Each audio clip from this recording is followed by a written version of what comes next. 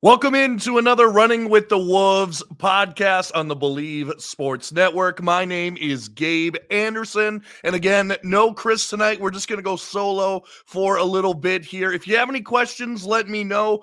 Post them and I'll be able to answer them to the best of my abilities. Or if you just want to leave a comment, I would love that as well. Also, give it a like, share, and subscribe. And if you're listening on Spotify, give us a 5-star rating on Spotify or Apple Podcasts or whatever streaming service you are listening to. So this is a post-game podcast. Timberwolves, they get the win tonight, 116-93, and it really wasn't that close. I think the best part of this game was that the Wolves were able to rest their starters completely in the fourth quarter.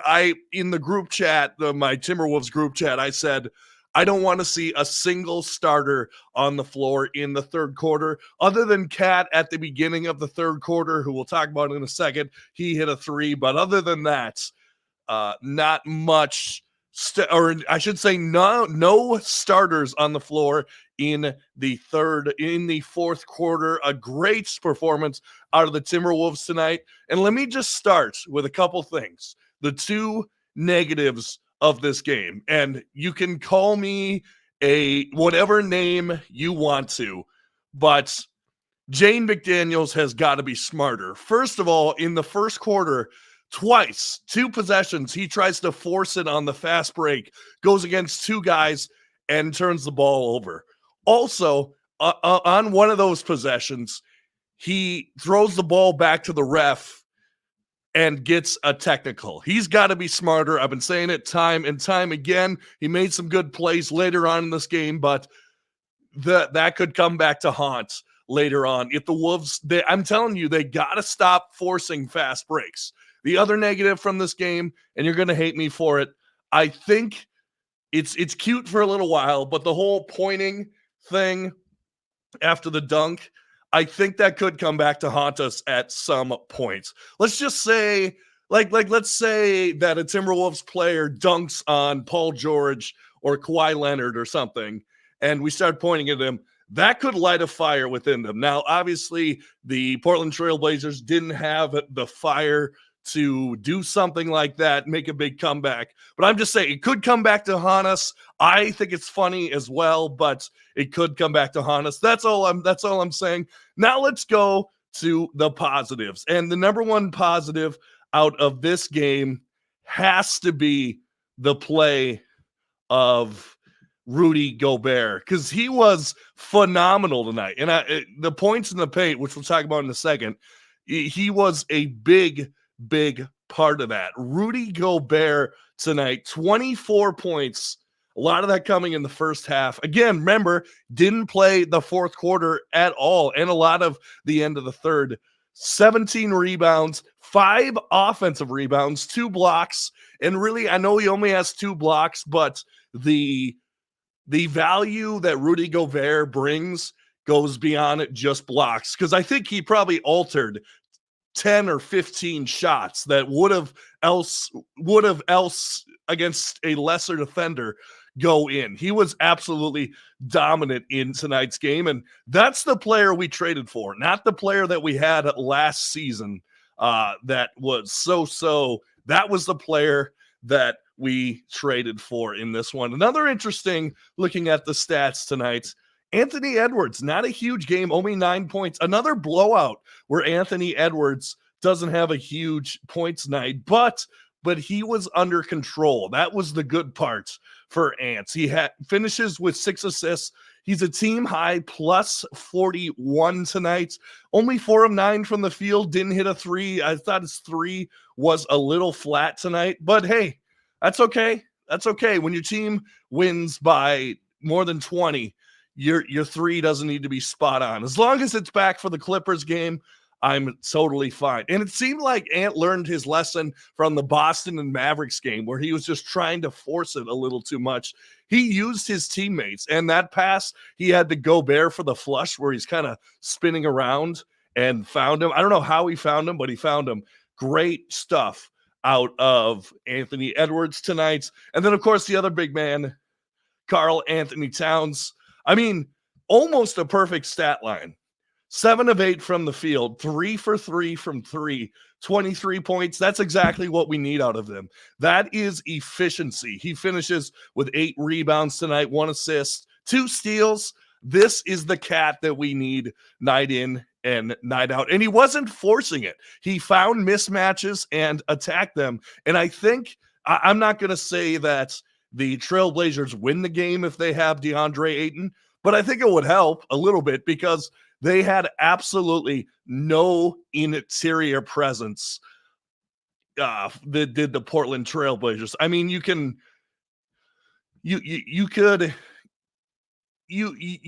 convince me that Duop Reith or whatever his name is had a decent game, but I mean, 14 points, hit a couple threes.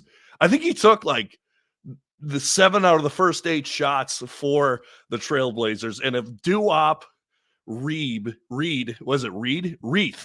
like a Christmas wreath without the W. If he is the guy who takes the most shots, actually Jeremy Grant had the most shots, but he was second on the team with shots. That's probably not a good omen for the night. And Anthony Simons, stinky night for Anthony Simons. 5 points, 0 for 10 from the field. He didn't hit a shot. Now, there's been times that Anthony Simons, particularly with Dame Lillard, has killed us in the past. He was not doing anything tonight. Jeremy Grant hit a couple threes. I think he hit 2, but not much doing there. And then not much help from really anything else. I guess Kamara had 14 points, a lot of those coming late. Actually, their leading scorer tonight, if I gave you 3, if you didn't watch the game and I gave you 6 guesses on who the leading scorer was, could you do it? Would you guess Jabari Walker? I don't know if you would, but he had 17 points tonight, a lot of that coming in garbage time. But the big stat tonight for the Timberwolves has got to be points in the paint. And it at one point it was 50-20, finished 60-36. 60 points in the paint. The Wolves were getting into the paint at will, shooting 55% from the field. A dominant performance for the Minnesota Timberwolves tonight. And let me mention, if you got any questions or just want to leave a comment, I can see the comments coming in. Give a like, share, and subscribe as well.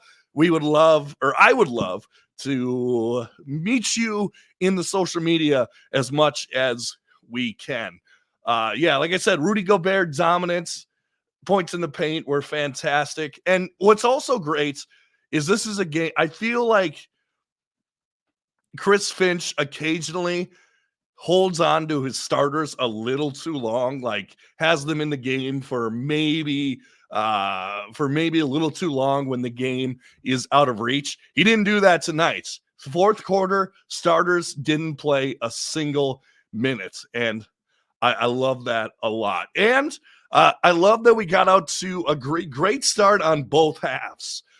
Started the game with, I think it was an 11-0 run, and I think it got bigger from there. And in the third quarter, we didn't mess around. We did not mess around. We put the game away. By the fourth quarter, it was 100% over. And I got to be honest, I was prepping for the stream. I did not watch much of the fourth quarter prepping for the stream because no reason. I mean, I think Wendell Moore Jr. will forever be, I don't know if he's ever going to make it in the NBA. Josh Minot has some potential. I can see him in some spot starts here and there as he gets older.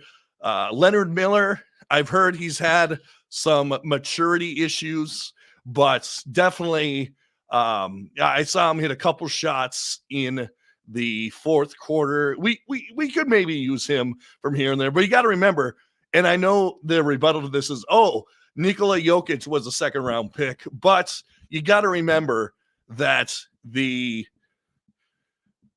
success rate of second-round picks is not very high, and Leonard Miller is a second-round pick, a very talented second-round pick, but I don't know how much he is going to do for this team this year. Maybe as we go on, as we said, some contracts again, a lot of guys off the books after this year. Mike Conley, who we got to talk about in this game, off the books. Kyle Anderson off the books. Maybe there's some room for him. Who knows who we resign, who we let go. But we do got to talk about Mike Conley, who had, I think I saw the stat right in the, I think I saw the stat right in the, on the broadcast. Mike Conley had the first game with 10 assists and 0 turnovers in the first half. The first time since Ricky Rubio, who of course we know retired this week. Want to wish Ricky Rubio a happy and successful retirement. One of my favorite Timberwolves of all time. But Conley was slinging it, and he started with hitting shots as well. He hit his first 2 threes, only finished with 9 points, went 3 for 5 from behind the 3-point line.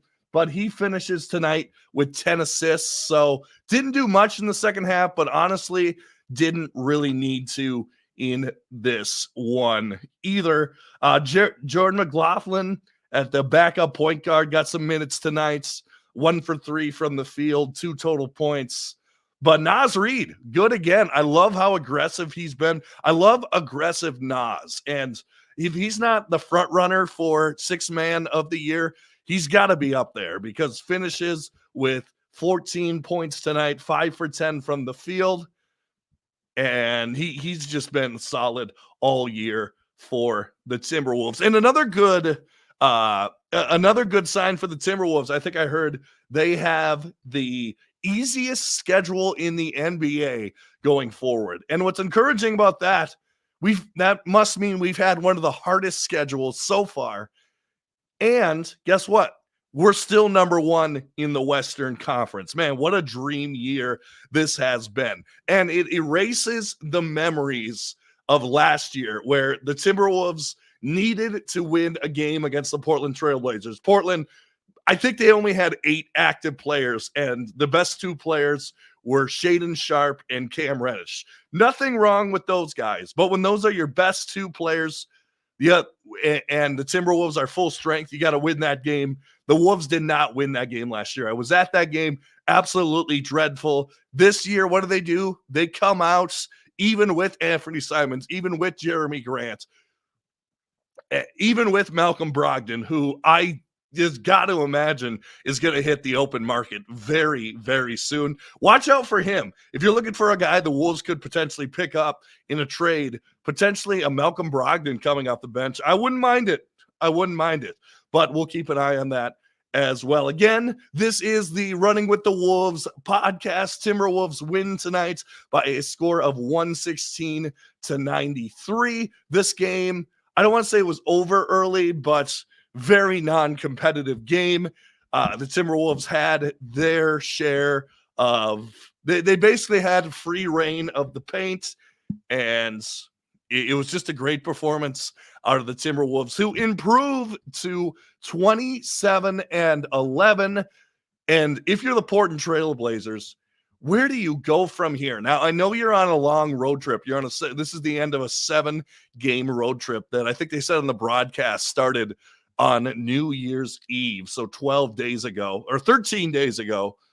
But man, where do you go from here? You get blown out by OKC.